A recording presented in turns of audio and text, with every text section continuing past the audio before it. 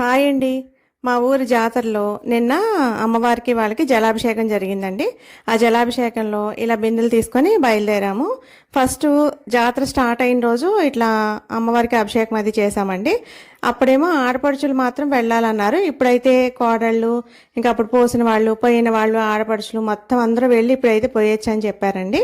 ఇంకా అందరం కలిసి బయలుదేరాము. అసలు పొద్దున్నే 5:30 స్టార్ట్ అవ్వాలండి, కానీ వర్షం వచ్చి లేట్ అయిపోయిందండి. కొంచెం 8-8:30 అట్లా అయిందండి బయలుదేరేసరికి.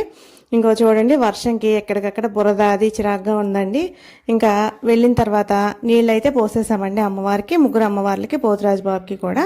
ఇంకా అందరూ కనిపించిన వాళ్ళందరూ కూడా మీ వీడియోస్ చూస్తున్నాము, బాగున్నాయి, మీరు వాయిస్ ఓవర్ బాగా ఇస్తున్నారు అని అయితే అందరూ మంచిగా చెప్తున్నారండి.